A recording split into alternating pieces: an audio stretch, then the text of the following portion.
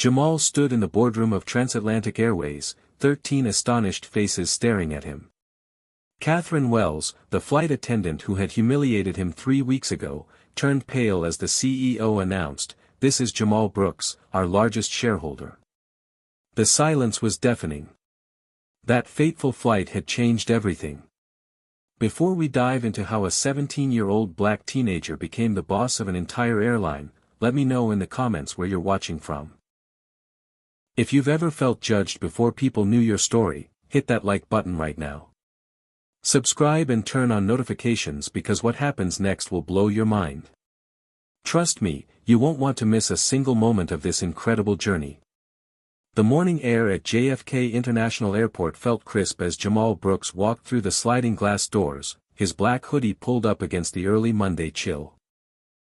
His backpack hung loosely over one shoulder, and his phone glowed with the digital boarding pass for Seat 3A, business class to Atlanta.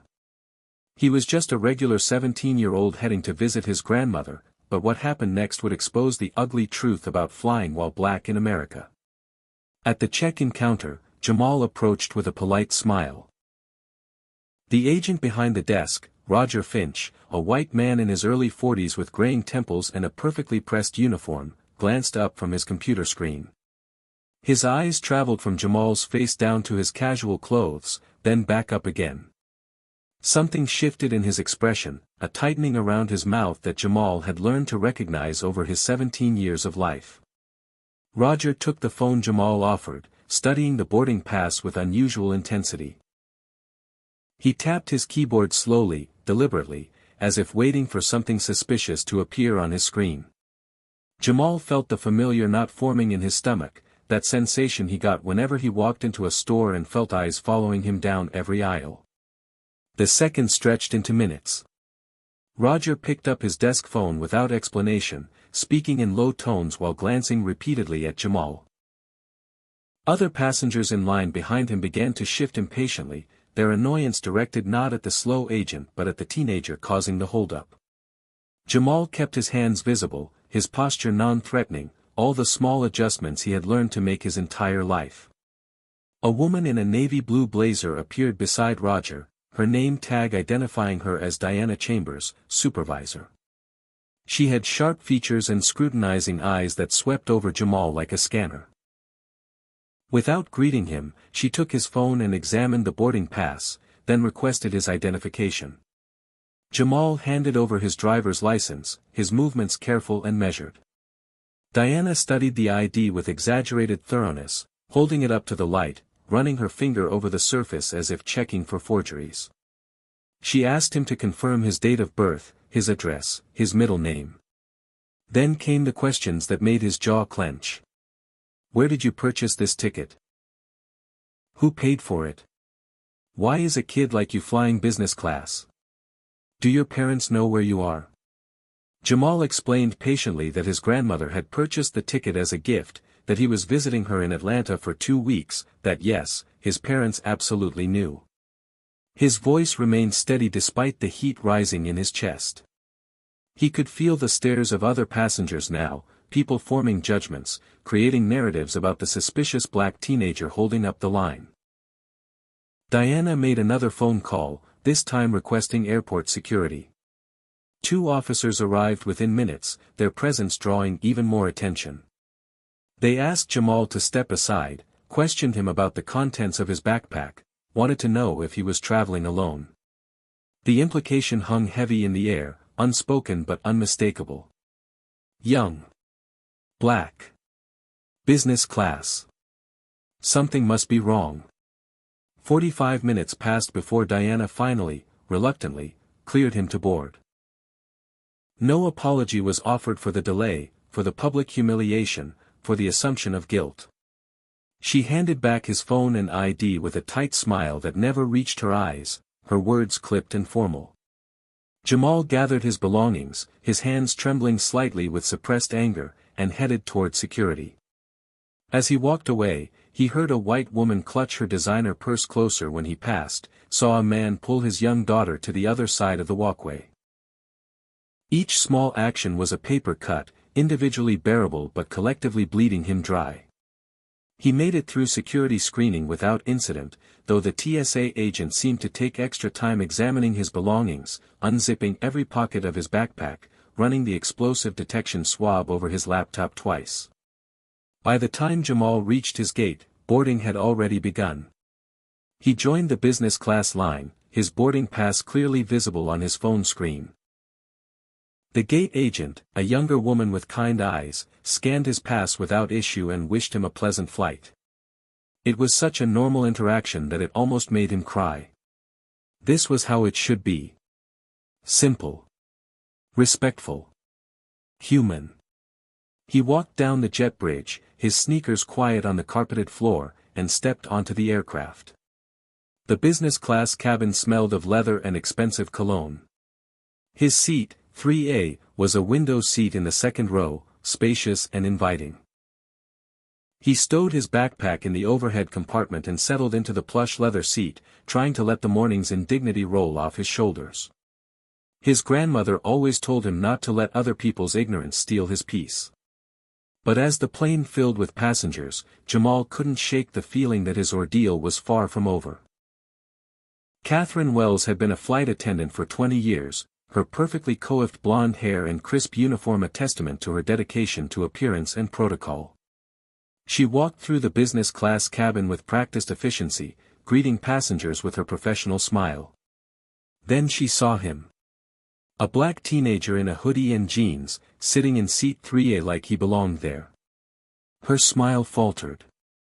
Catherine stopped beside Jamal's seat, her voice pleasant but firm. "Excuse me, may I see your boarding pass?" Jamal looked up from his phone, surprise flickering across his face.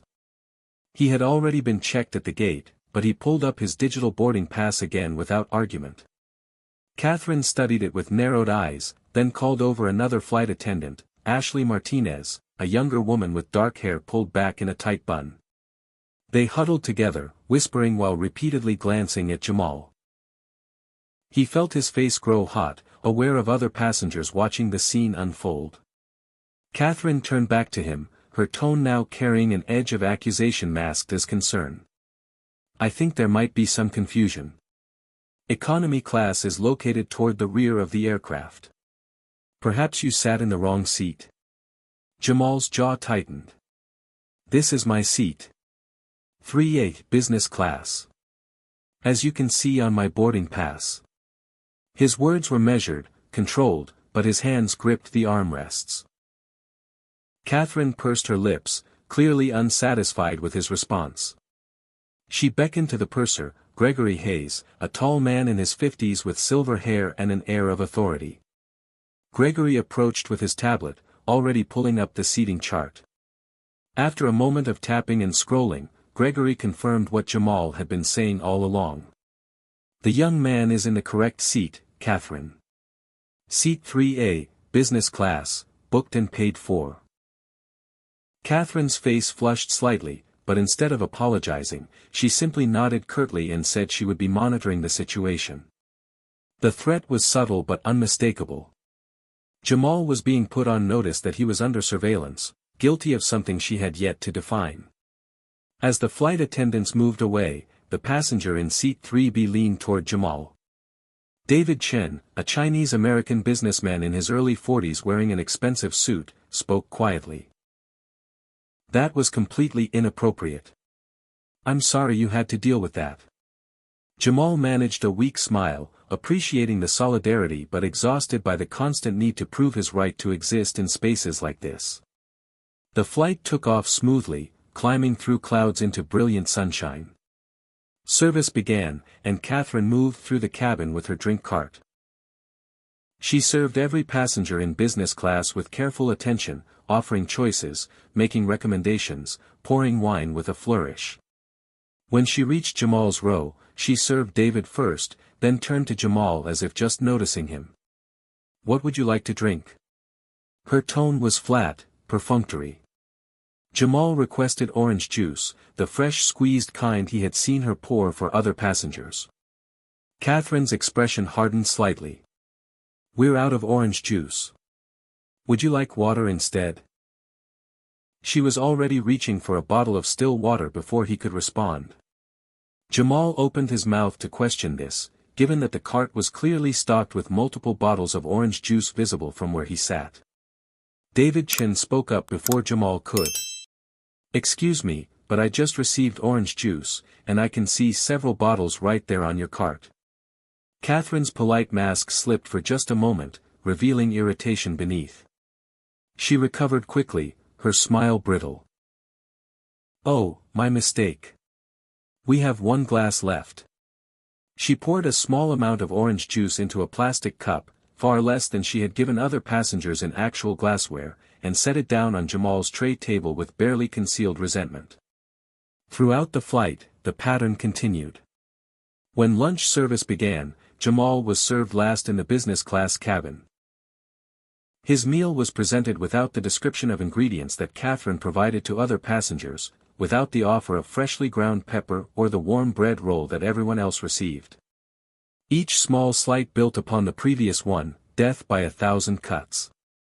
David Chin grew increasingly agitated on Jamal's behalf, at one point loudly requesting that Catherine explain why the service seemed so inconsistent. Catherine defended herself with practiced ease, claiming confusion about orders, mistakes in the galley, simple oversights that could happen to anyone. But her eyes told a different story, cold and calculating, enjoying the power dynamic she had created.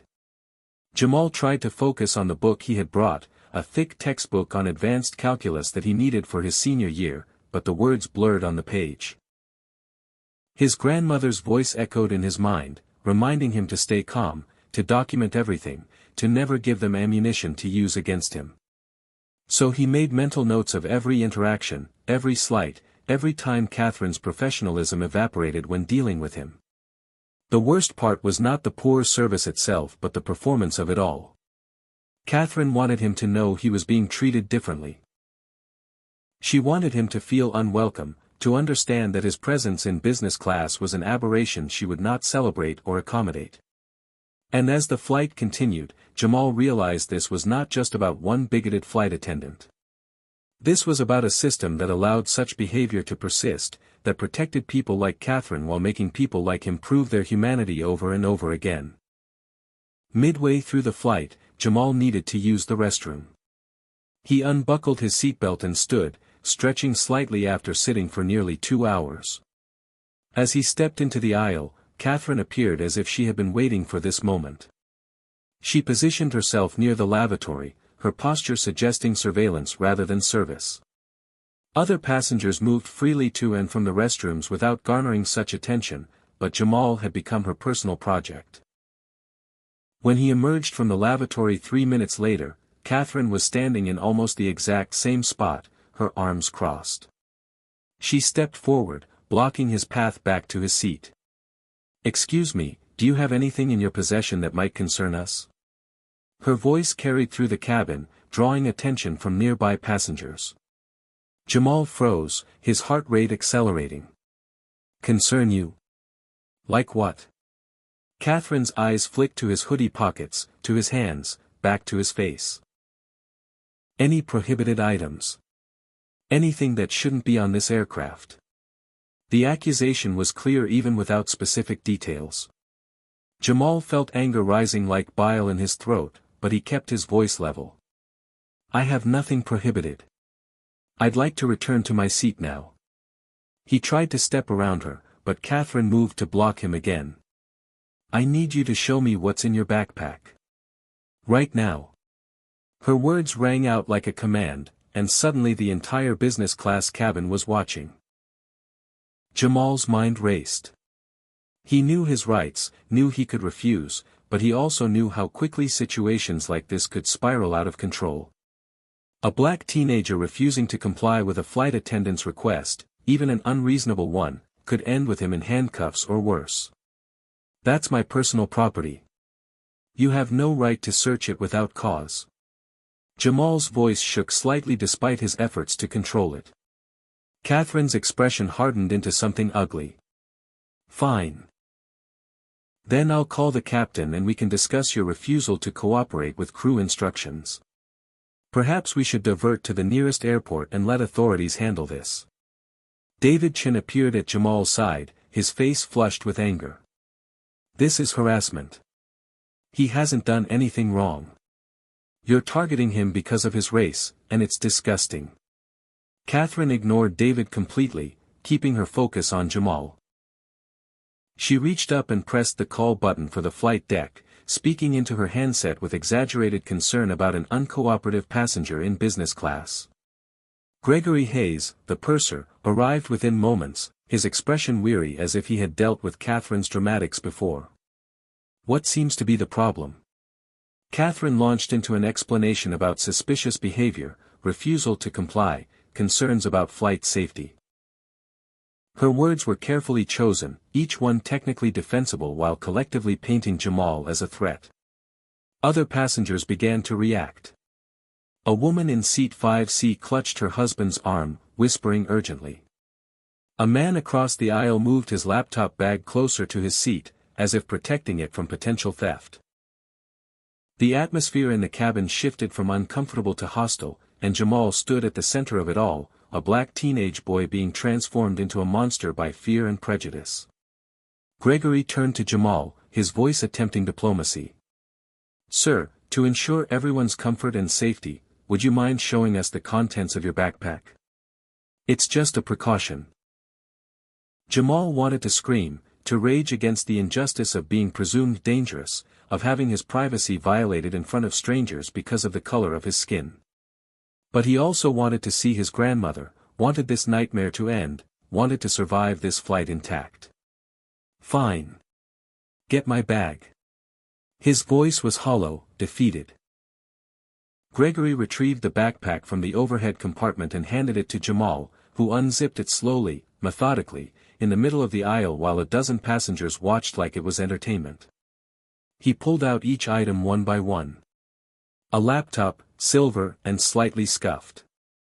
3 textbooks, calculus, physics, and American history. A change of clothes, neatly folded. A toiletry bag with travel-sized shampoo and toothpaste. A notebook filled with math problems and doodles. A pencil case with regular pencils, nothing remotely dangerous. Catherine examined each item as if she was a detective uncovering evidence, her disappointment almost palpable when nothing incriminating appeared. Gregory had the decency to look embarrassed. I apologize for the inconvenience, sir. You can repack your belongings. He shot Catherine a look that suggested they would be having a conversation later, but the damage was already done. Jamal shoved everything back into his backpack with shaking hands, his eyes burning with unshed tears of rage and humiliation. As he returned to his seat, he heard a woman's voice from somewhere behind him, loud enough to carry. Well, better safe than sorry. You never know these days. The words landed like physical blows, each one a reminder that to these people, his black skin made him a permanent suspect, guilty until proven innocent, and even then, still suspicious. David Chen sat beside him, speaking in low, furious tones. That was racial profiling, plain and simple. I'm a lawyer, and I'm telling you right now, you have grounds for a lawsuit. He pulled out a business card, pressing it into Jamal's hand. Call me when we land. This cannot stand. Jamal took the card with numb fingers, slipping it into his pocket. He wanted justice, wanted accountability, but mostly he just wanted to disappear. The remainder of the flight passed in tense silence. Catherine avoided Jamal completely now, her mission apparently accomplished. She had put him in his place, reminded him that spaces like this were not truly meant for people like him, that he would always be watched, questioned, doubted. As the plane began its descent into Atlanta, Jamal stared out the window at the clouds below and made a decision. He would not let this go. He could not let this go. Too many people had suffered similar indignities in silence for too long. The wheels touched down at Hartsfield-Jackson Atlanta International Airport with a gentle bump, but Jamal barely registered it. His mind replayed every moment of the flight, cataloging each injustice, each humiliation. As passengers began gathering their belongings, Catherine positioned herself at the aircraft door to bid everyone farewell, her professional smile back in place as if nothing had happened. When Jamal passed, she looked right through him, offering no acknowledgement, no apology, nothing. The walk through the terminal felt surreal, like moving through water. Jamal's legs carried him automatically toward baggage claim, past families reuniting, past business travelers rushing to their next connection, past normal people having normal days. He wondered how many of them had ever been treated as a threat simply for existing. He wondered how many would believe his story or dismiss it as an exaggeration, as playing the race card, as anything other than what it was, pure discrimination. At the arrivals area, Dorothy Brooks stood out even in the crowd. At 72, she carried herself with the bearing of someone who had spent decades fighting battles and refused to be diminished by age. Her silver hair was styled in elegant twists, and she wore a purple dress with a matching jacket, her favorite color. When her eyes found Jamal, her welcoming smile faltered. She knew immediately that something was wrong. "Baby, what happened?" Her arms encircled him, and Jamal felt something crack in his chest. In the safety of his grandmother's embrace, the armor he had maintained throughout the flight threatened to crumble. "Not here, Grandma. Let's get to the car." His voice barely held steady. Dorothy nodded, taking his backpack without question, her sharp eyes already assessing, already preparing for battle. The drive to her home in Cascade Heights took 30 minutes, but Dorothy waited patiently, letting Jamal gather himself. She had learned long ago that some stories needed space to breathe before they could be told. When they finally pulled into her driveway, a beautiful craftsman-style house with a wraparound porch, she led him inside to the kitchen and put on water for tea.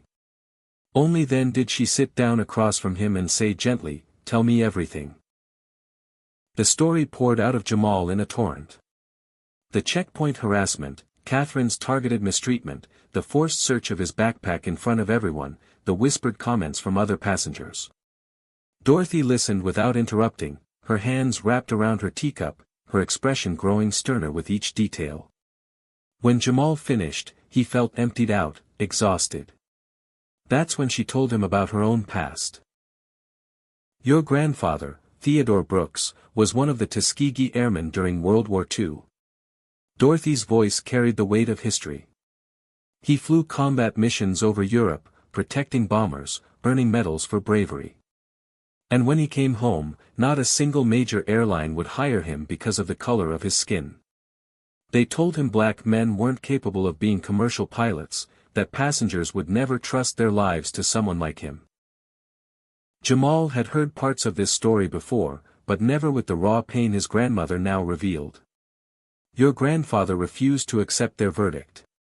In 1952, he started his own small cargo transport company with his military savings.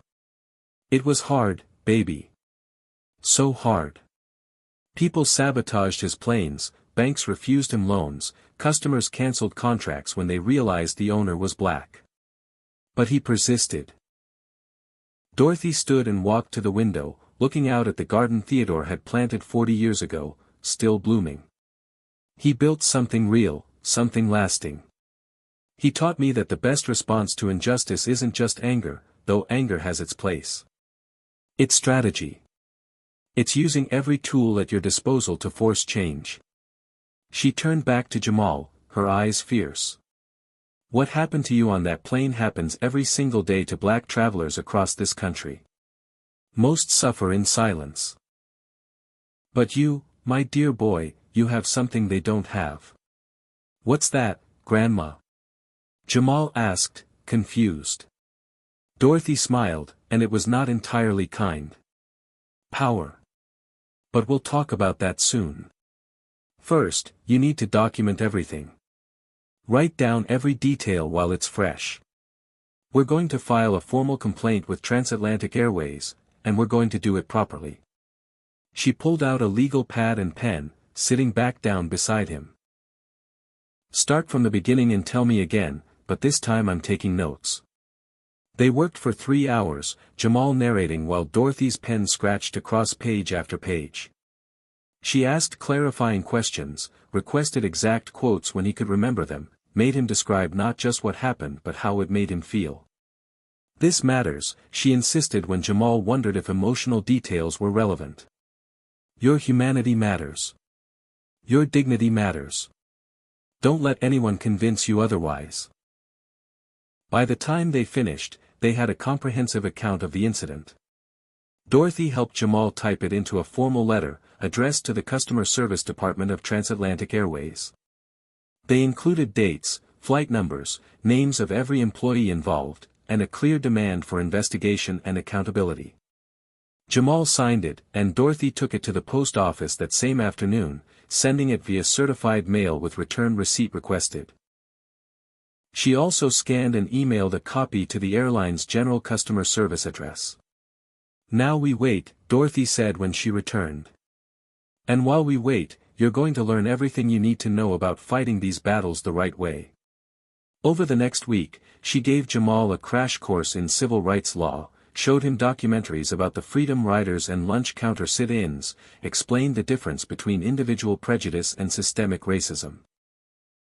She wanted him to understand that what he had experienced was not isolated but part of a larger pattern. Jamal absorbed it all, his anger transforming into something more focused, more purposeful. He checked his email obsessively, waiting for a response from Transatlantic Airways. Days passed with nothing. A week went by with only an automated reply confirming receipt of his complaint. By day 10, Jamal felt his hope deflating. They're not going to do anything, are they? They're just going to ignore it and hope I go away. Dorothy set down her morning coffee and looked at her grandson with an expression he couldn't quite read. Maybe. Or maybe they're about to get a wake-up call they'll never forget. When Jamal pressed her for details, she simply smiled and changed the subject. But that evening, after Jamal had gone to bed, Dorothy made several phone calls from her home office, speaking in low tones to her attorney, Veronica Hughes. The wheels were being set in motion for something Jamal could not yet imagine. Now, before we reveal the shocking truth that will change everything, I need to ask you something. If you were in Jamal's position, would you have stayed silent or fought back? Comment number 1 if you believe speaking up is always worth it, even when the system seems rigged against you. And if you've ever experienced discrimination and had to decide whether to report it or let it go, hit that like button to show this story matters. Subscribe because part 6 is going to reveal a secret that will blow your mind and turn this entire situation upside down. What could Dorothy possibly know that would give Jamal power over the airline that humiliated him? Could a teenager really take on a massive corporation and win? The truth is more incredible than you can imagine, and it all starts with his grandfather's legacy. Let's find out what happens next. On the 10th evening after the incident, Dorothy called Jamal into her home office, a room he had rarely entered during his visits.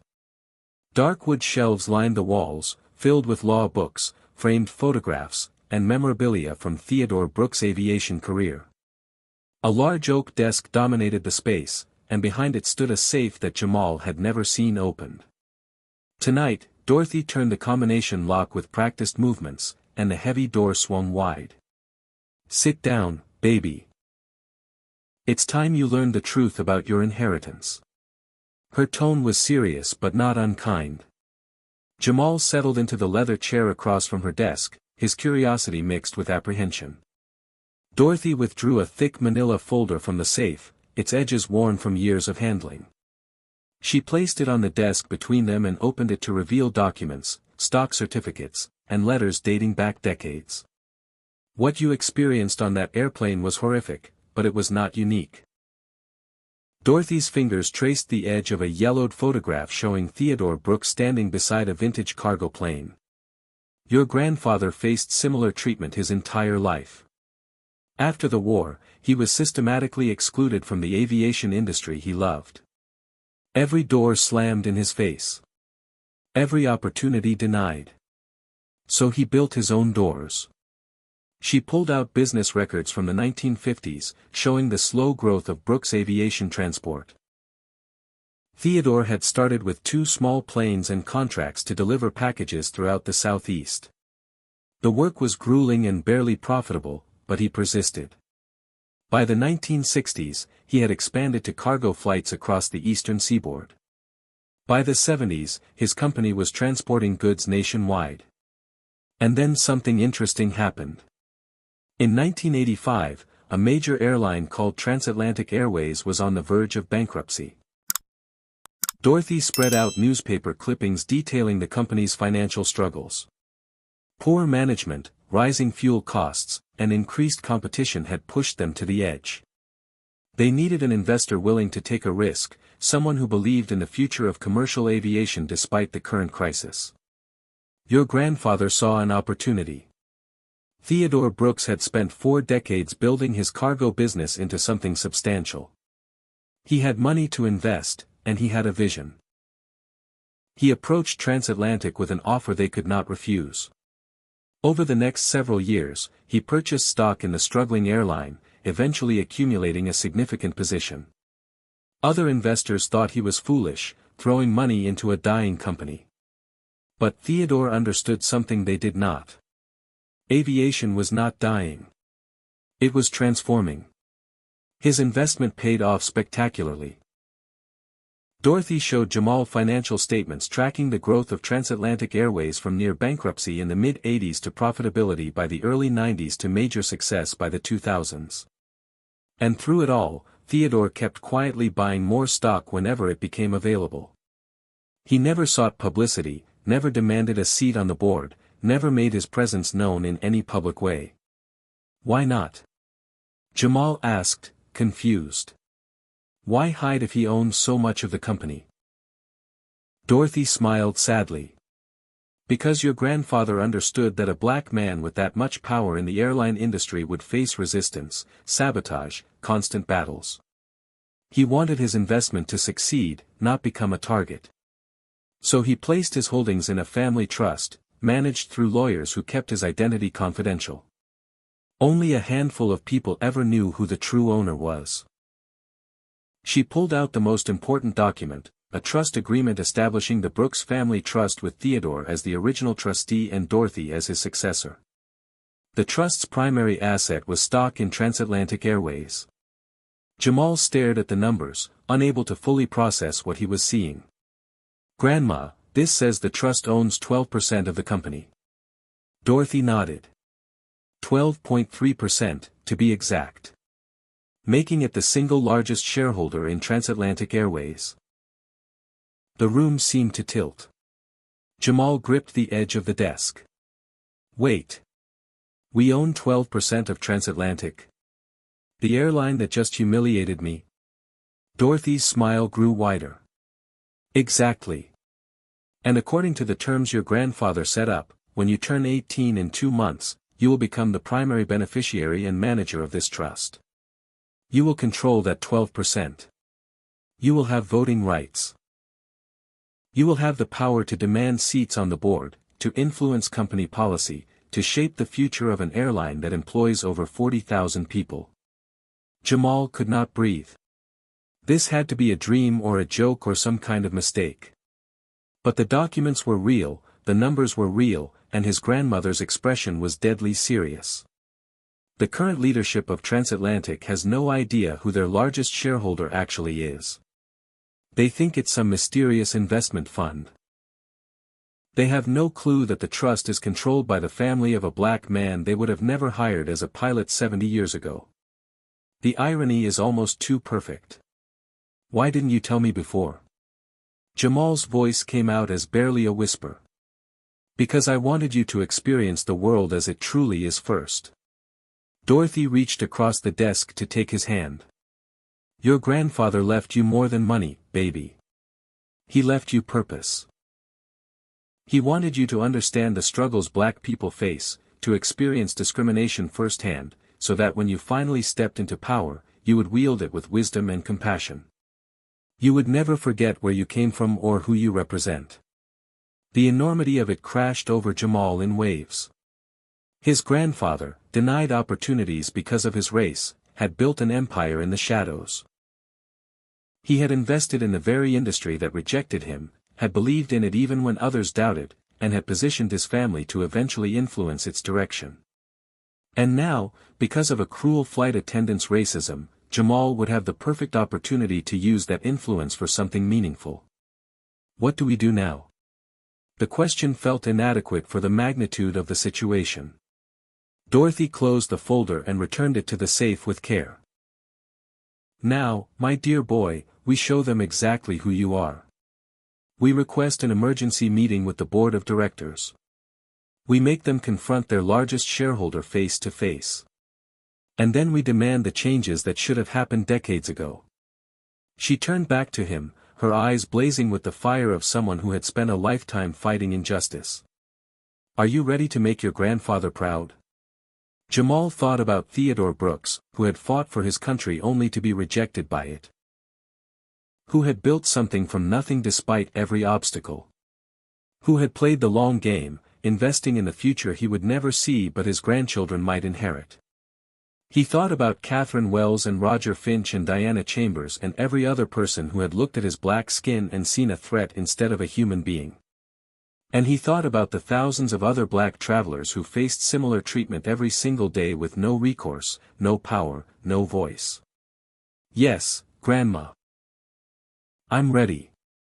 The words came out stronger than he felt, but he meant them.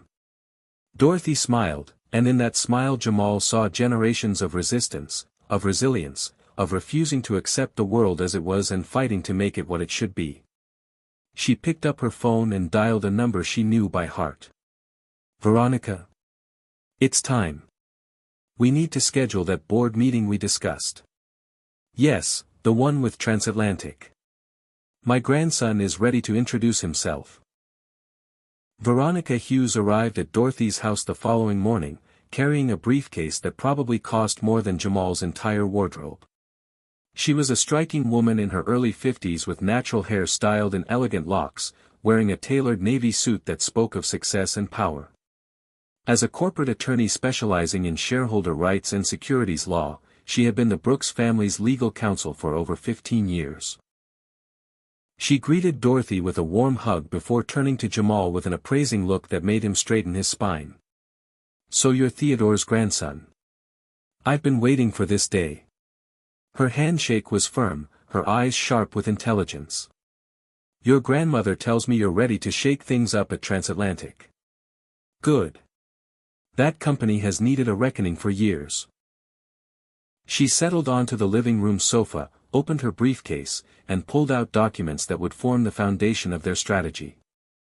First things first, Veronica began, we need to formally request a special meeting of the board of directors.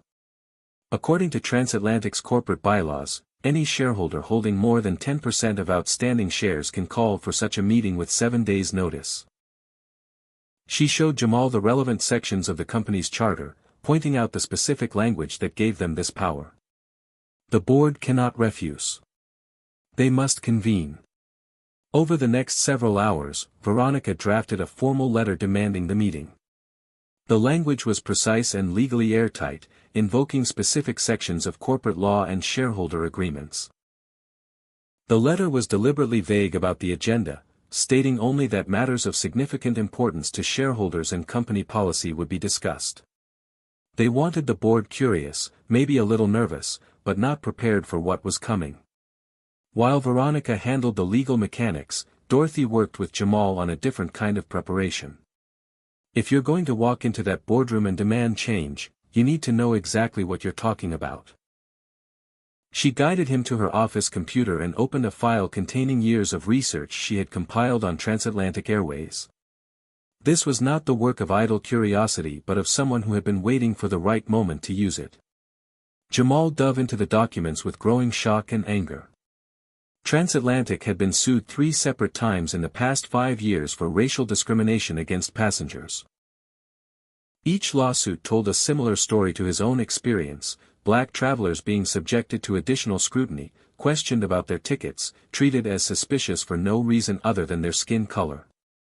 Each case had been settled out of court with confidentiality agreements, keeping the details from public knowledge. He found internal company emails that Dorothy had obtained through pre-litigation discovery in one of those settled cases. The emails showed a pattern of complaints about specific employees, including Catherine Wells, who had been reported twice before for discriminatory behavior. Each time, the complaints had been dismissed with minimal investigation, or she had received only a written warning that went into her file but resulted in no real consequences. The deeper Jamal researched, the clearer the picture became. Transatlantic Airways had a diversity problem that went far beyond individual bad actors. Their workforce demographics showed that management positions were overwhelmingly white, with people of color clustered in lower-paying service roles. Their training programs included perfunctory modules on cultural sensitivity that employees could click through in minutes without actually absorbing any content. Their complaint resolution process was designed to protect the company from liability, not to address systemic issues. Jamal spent days compiling his findings into a comprehensive presentation. He created spreadsheets showing the financial cost of discrimination, the lost customer loyalty, the damage to brand reputation.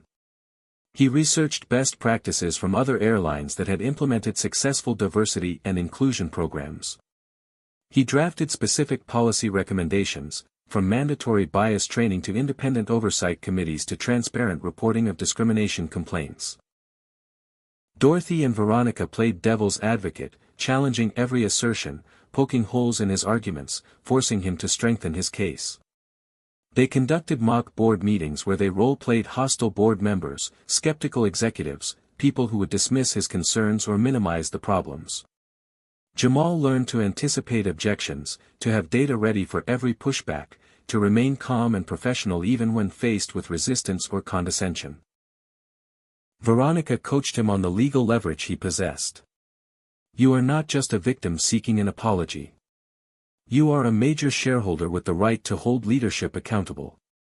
That distinction is crucial. You're not asking for favors. You're demanding they fulfill their fiduciary duty to protect shareholder value, which includes protecting the company's reputation and addressing liability risks. As the days counted down to the scheduled board meeting, Jamal felt himself transforming. The scared, humiliated teenager from the airplane was still part of him, but he was also becoming something else. Someone with purpose. Someone with power. Someone who could stand in front of corporate executives and demand they do better, not because he was asking nicely but because he controlled enough stock to make their lives very difficult if they refused. The night before the meeting, Jamal could not sleep. He lay in his childhood bedroom at his grandmother's house, staring at the ceiling, running through his presentation for the 100th time. Part of him still could not believe this was real, that he would walk into the headquarters of a major airline and reveal himself as their largest shareholder. Another part of him felt the weight of responsibility for everyone who had suffered similar discrimination but lacked the platform to fight back.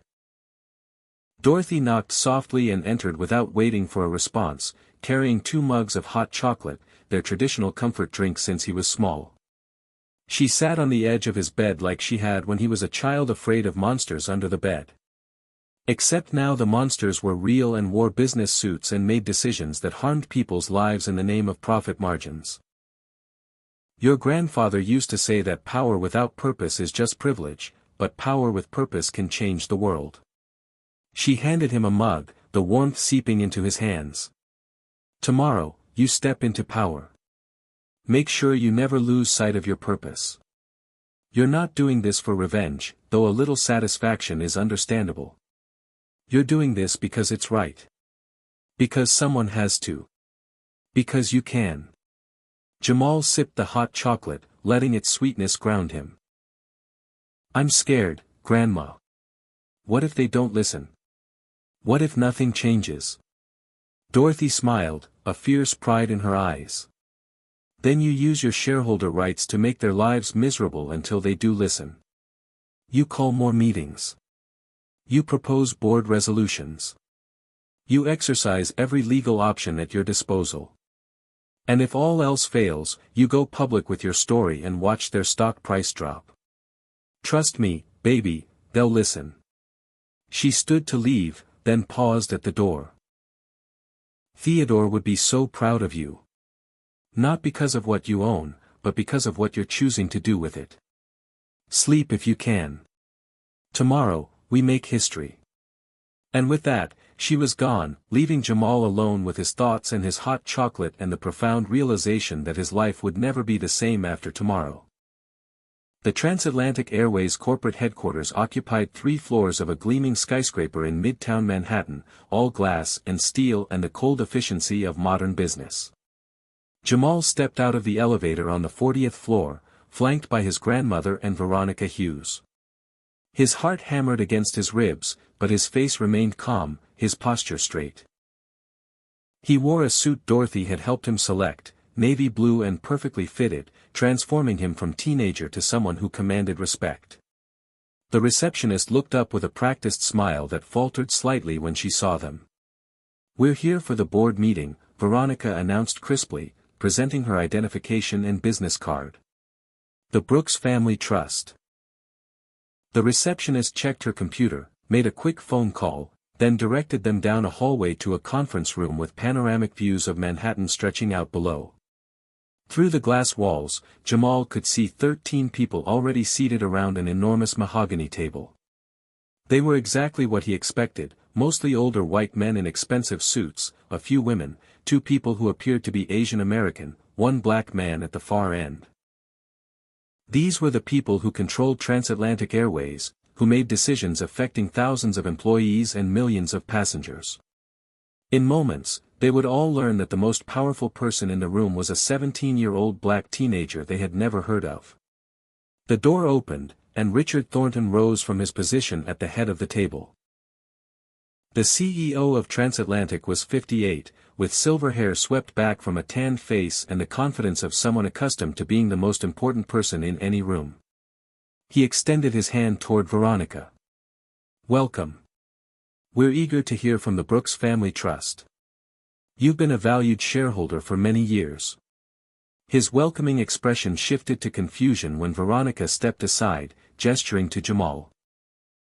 "Allow me to introduce Jamal Brooks, heir to the Brooks Family Trust and, in approximately 2 months when he reaches his 18th birthday, the trust's primary manager and decision-maker.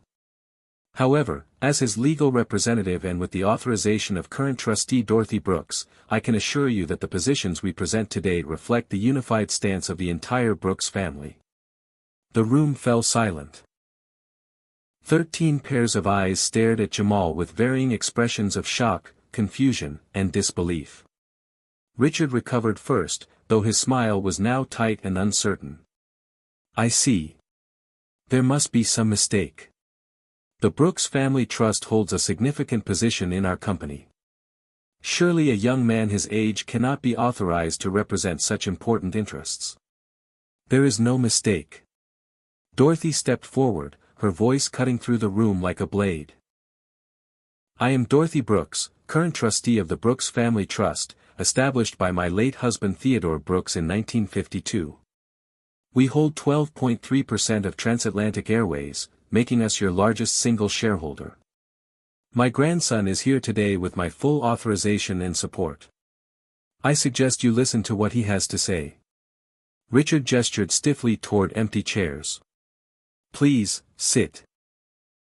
The 3 of them took seats at the table, Jamal positioning himself where everyone could see him clearly. He pulled out his laptop, connected it to the presentation screen at the front of the room, and pulled up his carefully prepared slides. His hands were steady now, his fear transformed into focused determination. Janet Wilson, the CFO, was frantically typing on her tablet. After a moment, she looked up at Richard with wide eyes. "It's confirmed. Brooks Family Trust holds 12.3% of our outstanding shares. They're our largest shareholder by a significant margin." The implications of this statement rippled around the table. Board members shifted uncomfortably, exchanged glances, began to realize that this meeting was not going to be the simple formality they had expected. Jamal cleared his throat, and every eye turned to him. 3 weeks ago, I flew on Transatlantic Airways Flight 742 from New York to Atlanta. His first slide appeared on the screen, showing a screenshot of his formal complaint email sent to the company's customer service department. "This is the complaint I filed immediately after that flight. As you can see, it details multiple instances of racial discrimination, harassment, and humiliation I experienced from your employees. The second slide appeared, showing the automated response he had received. This is your company's only response to my complaint in 3 weeks. No investigation. No follow-up. No acknowledgement that anything might be wrong. Just a generic, automated message that my concerns were being reviewed. He looked around the table, meeting eyes deliberately. How many other complaints like mine have you ignored or dismissed? Richard started to speak, but Jamal continued, his voice gaining strength. Before you tell me this was an isolated incident or that one bad employee does not represent your company culture, let me show you something. The third slide displayed a list of the 3 lawsuits Dorothy had uncovered, with dates, case numbers, and brief descriptions. In the past 5 years alone, your airline has been sued 3 times for racial discrimination against passengers. 3 cases that we know about, all settled quietly with confidentiality agreements. The fourth slide broke down the financial cost, estimated legal fees, settlement amounts, though the exact figures were sealed, and lost business from customers who would never fly transatlantic again after experiencing discrimination. Conservatively, these incidents have cost your company over $2 million in direct expenses, and that does not account for reputational damage or the cost of customer loyalty lost forever. One of the board members, a white man in his 60s, interrupted. Young man, while we regret your poor experience, every airline receives complaints. We cannot be held responsible for every disgruntled passenger who feels they were treated unfairly. Jamal had expected this, had practiced his response. This is not about feelings. This is about documented patterns of behavior that expose your company to ongoing liability and damage your brand. The fifth slide showed Catherine Wells' employment record, redacted to protect privacy but showing clearly that she had been the subject of 2 previous formal complaints for discriminatory behavior toward black passengers. Both complaints were dismissed with minimal investigation. She received written warnings that had no impact on her employment status, pay, or advancement. The message sent to your employees is clear: discrimination has no real consequences. Jamal advanced to the next slide, showing workforce demographic data he had compiled from the company's own diversity reports buried on their website. Your management team is 87% white in a country that is increasingly diverse. Your pilots are 92% white and male. Meanwhile, people of color are concentrated in lower-wage service positions.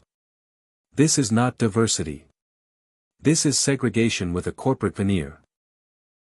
The black board member at the end of the table, a man named Thomas Richardson who served as a token diversity appointment, leaned forward with interest. I have been raising these concerns for 2 years. Every time, I'm told we're working on it, that change takes time. Perhaps they'll listen when it comes from their largest shareholder. Jamal felt a surge of gratitude toward Thomas but kept his focus on Richard. Your diversity training consists of a 20-minute online module that employees can click through without reading. Your complaint resolution process is designed to protect the company from lawsuits, not to address root causes. You have no independent oversight, no real accountability, no metrics for measuring progress on inclusion. The slides continued, each one building on the last. Customer satisfaction surveys showing declining trust among black passengers.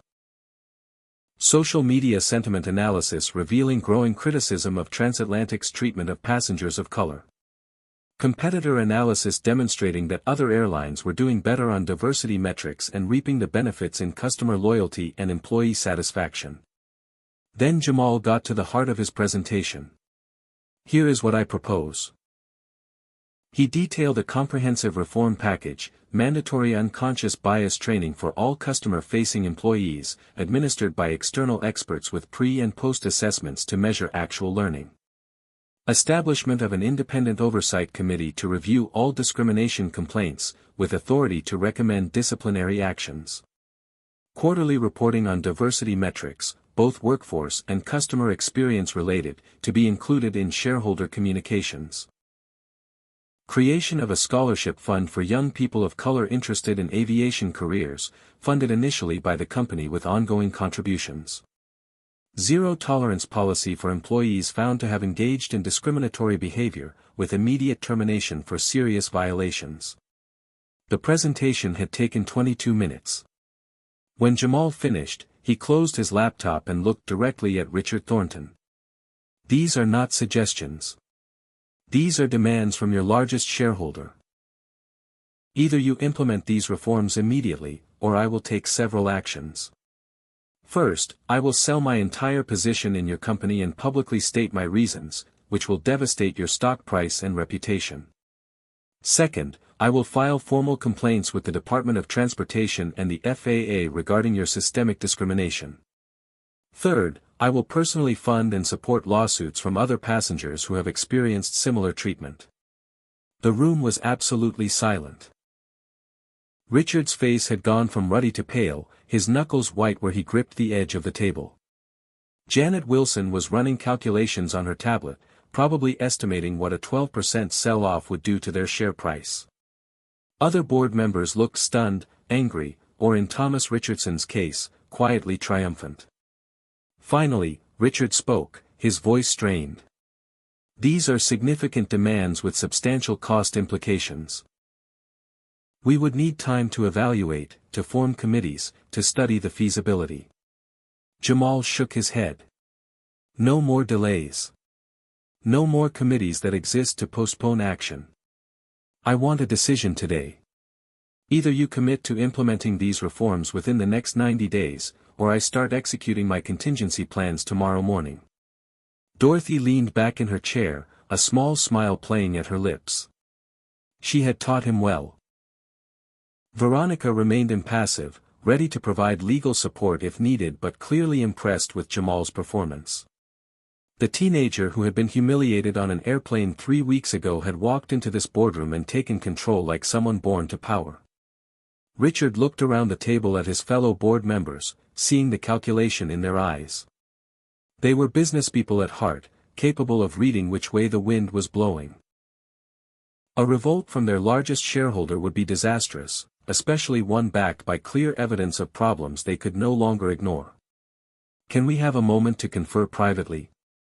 Richard asked, his authority already diminished. Take all the time you need, Jamal replied coolly. We'll be right outside. He gathered his laptop and walked out of the conference room with his head high, Dorothy and Veronica flanking him like an honor guard. The moment the door closed behind them, Dorothy pulled him into a fierce hug. Your grandfather would be so incredibly proud. Veronica simply nodded, professional to the core but with warmth in her eyes. You did excellent work in there, Jamal. Now we wait. They did not have to wait long. 40 minutes later, the conference room door opened and Richard Thornton gestured them back inside. The board members looked grim but resigned, the expression of people who had just lost a battle but were trying to maintain dignity. Richard remained standing, his posture that of someone delivering a prepared statement. The board has voted to accept your proposal in full. We will implement all recommended reforms within the 90-day timeline you specified.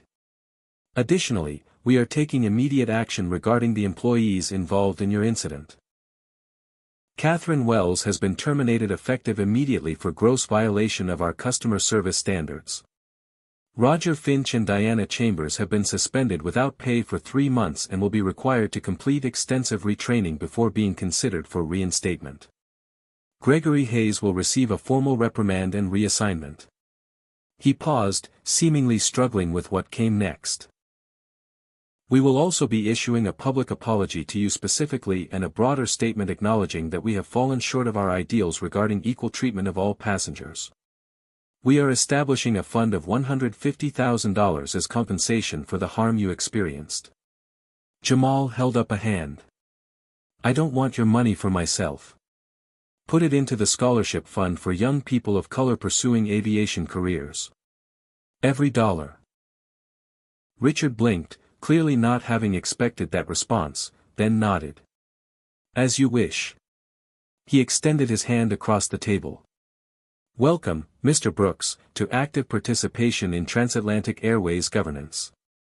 I expect we'll be seeing much more of each other. Jamal shook his hand, the gesture symbolizing a shift in power dynamics that would reshape the airline's future. I expect you will. And I'll be watching closely to ensure you keep every promise made today. As they left the building and stepped out into the Manhattan afternoon, Jamal felt like he could finally breathe. The confrontation he had been dreading had turned into something else entirely, a reckoning that was long overdue. Dorothy linked her arm through his as they walked toward the subway. You know this is just the beginning, right? Real change takes time, constant vigilance. Jamal nodded. I know, Grandma. But at least now they know I'm watching. The first news broke 48 hours after the board meeting. Transatlantic Airways issued a press release announcing sweeping reforms to their diversity and inclusion practices, including the immediate termination of an employee for racial discrimination. The statement carefully avoided naming Jamal, respecting his privacy, but acknowledged that a recent incident had exposed serious gaps in their policies and training. Within hours, the story exploded across social media. Aviation bloggers picked it up, then mainstream news outlets, then national television. Passengers began sharing their own stories of discrimination on transatlantic flights, a flood of testimonials that had been waiting for permission to surface. The hashtag Transatlantic Must Do Better trended for 3 days, with tens of thousands of people adding their voices to demands for accountability. Catherine Wells tried to fight back through her personal attorney, claiming wrongful termination and arguing that she had been made a scapegoat for systemic problems. Her lawyer filed a lawsuit that went nowhere fast. Veronica Hughes made sure that Transatlantic's legal team had comprehensive documentation of Catherine's history, the previous complaints, the witnesses from Flight 742 including David Chin who eagerly provided a detailed statement. The case was dismissed within 2 months, and Catherine faded into deserved obscurity. The real vindication came from unexpected quarters. Jamal began receiving emails, dozens at first, then hundreds, from black travelers across America sharing their own experiences of discrimination in airports and on planes. Each message was a variation on the same theme, being treated as suspicious, having their tickets questioned, facing extra scrutiny, feeling unsafe in spaces where they should have been just another customer. One email came from a woman named Angela Porter who had been removed from a transatlantic flight 2 years earlier after a white passenger complained about her speaking Arabic on her phone. Angela was black, Muslim, and an American citizen born and raised in Detroit, but none of that had mattered when fear and prejudice took over. She had accepted a small settlement and signed a confidentiality agreement, too exhausted to keep fighting. Your courage gave me courage, she wrote. Thank you for not staying silent. David Chen, the businessman who had defended Jamal on the flight, reached out as well. He had read about the board meeting in the news and pieced together that the anonymous shareholder mentioned in the press release had to be Jamal. His email was brief but powerful. I told you that you had grounds for a lawsuit. What you actually did was so much better. You didn't just win compensation for yourself. You changed the system.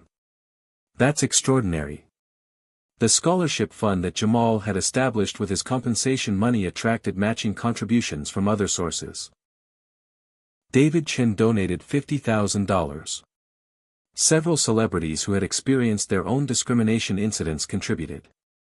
Within 6 months, the fund had grown to over $800,000 and was providing full-ride scholarships to 10 students of color pursuing degrees in aviation, aerospace engineering, or airline management. Transatlantic Airways, to their credit or perhaps because they had no choice, followed through on their commitments. The new diversity training program was comprehensive and mandatory, conducted in person over 2 full days, facilitated by experts in implicit bias and systemic racism. The Independent Oversight Committee began reviewing past complaints and found patterns that had been ignored for years. Several more employees were disciplined or terminated. The company hired a chief diversity officer, a black woman named Dr. Simone Mitchell with a Ph.D. in organizational psychology and a reputation for not tolerating excuses. Dr. Mitchell invited Jamal to serve as a special advisor to her department, a consulting role that came with a modest salary and significant influence. He accepted, working remotely while finishing his senior year of high school. It was surreal to attend calculus class in the morning and then participate in a conference call with airline executives in the afternoon, offering perspective on how their policies would be received by passengers who looked like him. The other airlines took notice. When Transatlantic's reforms generated positive media coverage and their customer satisfaction scores began to improve, competitors realized they could either be proactive or wait to become the next cautionary tale. Delta, American, United, Southwest, all of them reached out to Jamal's team at Dorothy's suggestion. Veronica had helped him form a small consulting company for guidance on implementing similar programs. At 17, Jamal found himself advising some of the largest corporations in America on racial justice. 6 months after the board meeting, Jamal flew again on Transatlantic, this time from Atlanta back to New York. Dorothy insisted he take the trip to see firsthand how things had changed. He booked a first-class ticket, not to flaunt his wealth but to test whether the improvements were real or just performative. From the moment he entered the airport, the difference was palpable. The ticket agent greeted him warmly, processed his check-in efficiently, never once questioned his right to be there. Security screening was professional and unremarkable, exactly what it should be. At the gate, the boarding process was smooth, and when he walked onto the aircraft, the flight attendants welcomed him genuinely. His seatmate turned out to be another black teenager, a 16-year-old named Marcus Wright flying to visit his father in New York. They struck up a conversation, and Marcus mentioned that he usually hated flying because of how he got treated, but this time had been different. "I heard about some kid who stood up to the airline and made them change," Marcus said, not knowing who he was talking to. "Whoever he is, he's like a hero to a lot of us." Jamal smiled but did not reveal his identity. He did not need recognition or praise. Knowing that kids like Marcus could now fly without fear was reward enough. When the flight landed at LaGuardia, Jamal gathered his belongings and prepared to deplane. The senior flight attendant, a black woman in her 40s, stopped him with a gentle touch on his arm. "Mr. Brooks," she said quietly, "I just want you to know that many of us have been waiting years for someone to force the changes you demanded. Thank you for not giving up."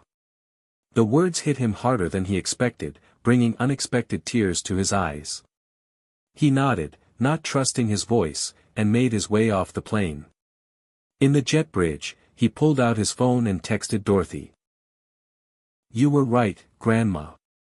Change is possible when you refuse to accept injustice." Her response came quickly. "Your grandfather knew you would understand eventually. Power is only meaningful when used for purpose greater than yourself." That evening, Jamal met with Veronica in her Manhattan office to discuss the Brooks Legacy Foundation, the nonprofit organization they had established to continue the work beyond just airlines. The foundation's mission was to combat racial discrimination in transportation and travel industries, providing legal support to victims, funding research on systemic bias, and advocating for policy changes at federal and state levels. They had already taken on 3 cases of passengers discriminated against by other airlines, provided pro bono legal representation, and won settlements that included policy reforms similar to what Transatlantic had implemented. Word was spreading that there were consequences for discrimination now, that victims had support, that companies could not just quietly settle and move on without addressing root causes. As Jamal rode the subway back to Queens where he was staying with an uncle, he reflected on how completely his life had transformed in just 6 months. He was no longer just a high school senior worried about college applications and prom. He was a shareholder activist, a consultant, a founder of a nonprofit, and in 2 months when he turned 18 and formally took control of the Brooks Family Trust, he would have even more power to drive change. But he never forgot the scared, humiliated 17-year-old who had been forced to empty his backpack in an airplane aisle while passengers stared. That memory kept him grounded, kept him focused on why this work mattered. Every policy change, every training session, every scholarship awarded was for that kid and all the other kids who deserved to move through the world without constantly proving their right to exist. 6 months had passed since the transformative board meeting, and Jamal Brooks had just celebrated his 18th birthday. The celebration at Dorothy's home in Atlanta was intimate, just family and a few close friends, but it marked a milestone that went far beyond the typical rite of passage into adulthood.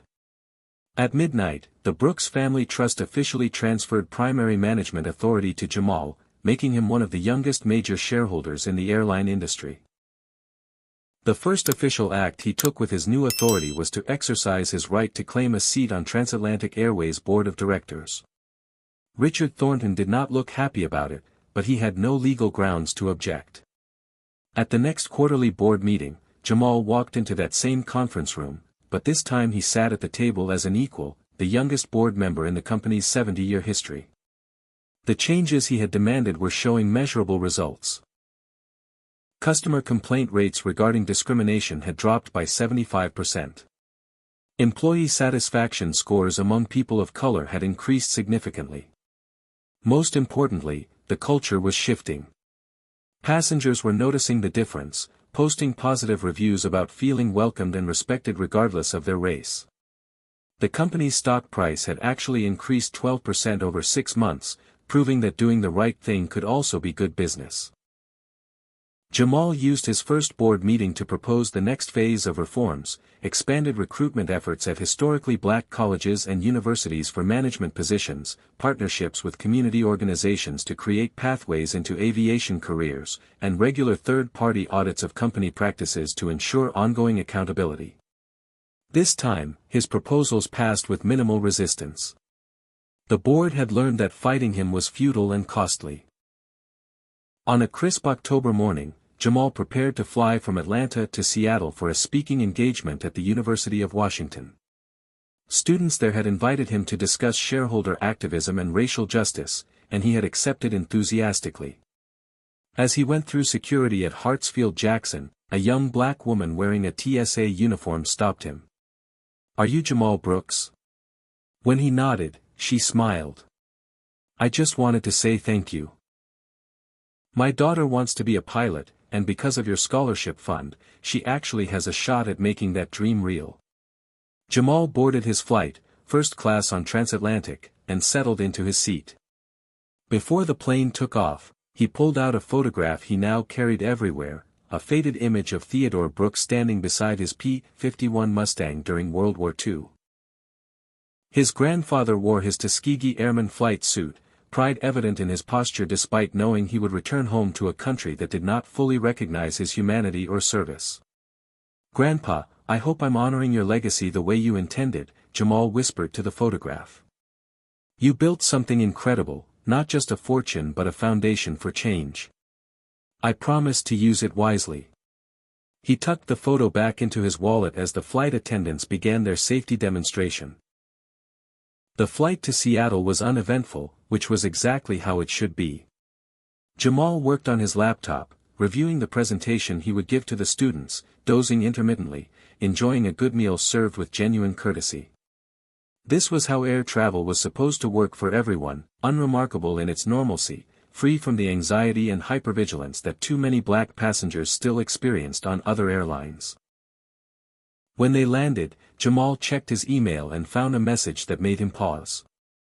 It was from the CEO of Delta Air Lines, one of Transatlantic's biggest competitors. The message was formal but carried an unmistakable note of respect. "Mr. Brooks, I have been following the reforms you initiated at Transatlantic with great interest. We at Delta pride ourselves on being industry leaders, but I must admit you have exposed areas where we can and must do better. I would like to invite you to serve as a consultant for our diversity and inclusion initiatives. We are prepared to offer you a position on our advisory board and substantial compensation for your expertise." Jamal read the email 3 times, letting the implications sink in. One airline had been a beginning, but what if he could influence the entire industry? What if the changes he fought for at Transatlantic became the standard across American aviation? The possibilities were staggering. He forwarded the email to Dorothy and Veronica with a simple question. "What do you think?" Dorothy's response came quickly. "Your grandfather used to say that real change happens when you turn your pain into purpose and your purpose into action. You've done both. Now multiply it." At the University of Washington, Jamal spoke to an auditorium packed with over 500 students, faculty, and community members. He told his story from beginning to end, holding nothing back. He described the humiliation of being treated as a criminal for the crime of flying while black. He explained how his grandmother's revelation had transformed his victimhood into power. He detailed the research, preparation, and strategy that went into confronting the transatlantic board. And he emphasized the ongoing nature of the work, the constant vigilance required to prevent backsliding. During the question and answer session, a young black woman stood up. Her voice shook slightly as she spoke. I've experienced discrimination in airports, on planes, in hotels, basically everywhere I travel. But I never thought there was anything I could do about it. Hearing your story gives me hope that maybe things can actually change. What would you say to people like me who feel powerless? Jamal thought carefully before responding. I would say that power comes in many forms.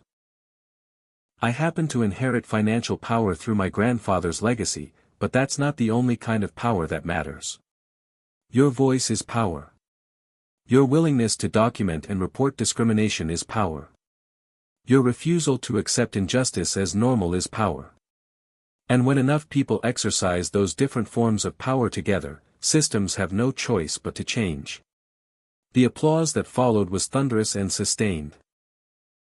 After the event, dozens of students lined up to talk with him, to share their own stories, to ask for advice, to thank him for giving them permission to demand better. One student, a young Somali-American woman studying aerospace engineering, told him she had almost dropped out because she felt so isolated and unwelcome in her program. Your scholarship fund kept me in school, she said, tears in her eyes.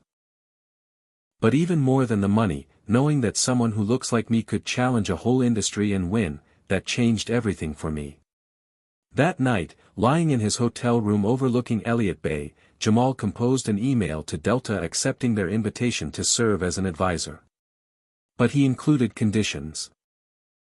He would only accept if they committed to implementing reforms similar to Transatlantic's, if they agreed to transparent reporting on progress, and if they established their own scholarship fund for students of color. He sent the email before he could second-guess himself. The response came the next morning. Delta accepted all his conditions. 3 weeks later, Jamal found himself on a flight from Seattle back to Atlanta, his mind spinning with plans and possibilities. He had meetings scheduled with 2 more airlines, a speaking engagement at Harvard Business School, and a consultation with the Department of Transportation about making some of his recommended reforms into federal regulations. At 18, he was living a life he could never have imagined 6 months ago. As the plane began its descent into Atlanta, Jamal looked out at the city sprawling below, the place where his grandfather had built a legacy with nothing but determination and strategic thinking. He thought about all the Tuskegee Airmen who had fought for their country and then fought for basic dignity at home. He thought about Dorothy, who had spent decades managing Theodore's investments while waiting for the right moment to reveal them. He thought about every black traveler who had been made to feel less than human in airports and on airplanes. And he thought about the future, about young people who would grow up in a world slightly better than the one he had inherited, who might never know the fear of being publicly humiliated for the color of their skin while traveling. That future was not guaranteed, would require constant work to maintain, but it was possible. He had proven that. The plane touched down smoothly. As passengers began gathering their belongings, Jamal sent a text to Dorothy. Just landed. On my way home. She replied instantly. I'm making your favorite dinner. And by the way, the New York Times just called. They want to do a feature story about you and the Brooks Legacy Foundation. I told them you'd call them back. Jamal smiled, shaking his head. A feature in the Times. His grandfather would have never believed it. Or maybe Theodore would have believed it completely, would have known all along that the seeds he planted would eventually grow into something magnificent. As Jamal walked through the airport, he noticed something he had started seeing more often in recent months. A young black girl, maybe 10 years old, walking confidently beside her parents toward their gate. She wore a t-shirt with an airplane on it and carried a backpack covered in NASA patches. She looked excited, not scared. She looked like she belonged there, because she did. That image stayed with Jamal as he met Dorothy at arrivals, as they drove home through familiar streets, as they sat down to dinner and talked about everything that had happened and everything still to come. Real change looked like that little girl at the airport, growing up in a world where her dreams were not limited by other people's prejudices, where she could aspire to be a pilot or an astronaut without first having to prove her fundamental humanity. Before I let you go, I want to hear from you. What part of Jamal's journey inspired you most? Comment below with your thoughts on how one person can create real change when they refuse to stay silent. If you believe that speaking truth to power matters, especially when it's hard, smash that like button right now. Subscribe to this channel because we need to keep telling stories about ordinary people doing extraordinary things to make our world more just. Share this video with someone who needs to hear that their voice matters, that their experiences are valid, that fighting back against discrimination is not just justified but necessary. Remember, Jamal started as a scared 17-year-old kid being humiliated on an airplane. He could have accepted it, moved on, let it go like so many others have been forced to do. Instead, he used the power he had access to through his grandfather's legacy to demand accountability and create lasting change. Not everyone will inherit a fortune, but everyone has some form of power they can exercise. Your voice. Your vote. Your willingness to stand up when you see injustice. Your refusal to let discrimination become normalized.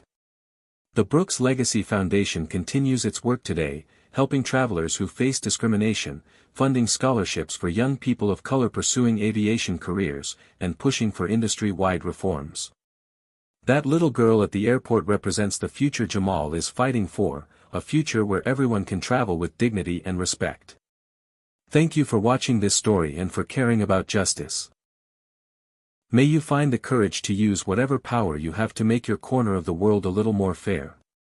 Until next time, keep fighting the good fight, keep believing that change is possible, and keep demanding better from the systems and institutions that serve us all. Peace and blessings to you and yours. Jamal's journey teaches us that silence in the face of injustice only perpetuates the problem. When discrimination occurs, documenting everything and reporting through proper channels matters, even when initial responses seem inadequate. His story demonstrates that real power lies not just in wealth or position, but in the courage to use whatever resources you have to demand accountability. Strategic preparation transforms righteous anger into effective action. Jamal didn't react emotionally. He researched, gathered evidence, built a comprehensive case, and presented solutions alongside his complaints. This approach made his demands impossible to dismiss. The importance of intergenerational wealth and wisdom shines through Theodore Brooks' foresight in creating a legacy that could eventually force change in an industry that had rejected him. Dorothy's patient guidance taught Jamal that timing and strategy matter as much as passion. Perhaps most importantly, we learn that individual acts of courage can create ripple effects far beyond one person's experience. Jamal's willingness to confront transatlantic airways didn't just improve his own future flights, it changed policies affecting millions of passengers and inspired other companies to examine their own practices. His story proves that young people, people of color, anyone who has been marginalized can hold powerful institutions accountable when they refuse to accept injustice as inevitable. Real change requires both the courage to speak up and the wisdom to fight strategically for systemic transformation rather than just personal vindication. What would you have done in Jamal's position? Would you have stayed silent to avoid conflict, or would you have fought back against the discrimination? Comment below and let me know your thoughts. If this story moved you, if it made you think differently about how we can challenge injustice in our daily lives, please hit that like button to help this message reach more people who need to hear it. Subscribe to this channel because we're committed to sharing stories that matter, stories about real people creating real change in a world that desperately needs it. Share this video with your friends, family, colleagues, anyone who has experienced discrimination or anyone who wants to understand why fighting back matters so much. Thank you for taking the time to watch Jamal's incredible journey from humiliation to empowerment.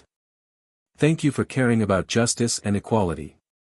May you find inspiration in his courage, wisdom in his strategy, and hope in his success. Remember that change is possible when good people refuse to stay silent.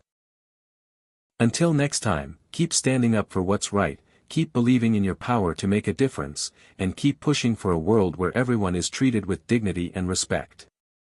Peace, blessings, and safe travels to you all.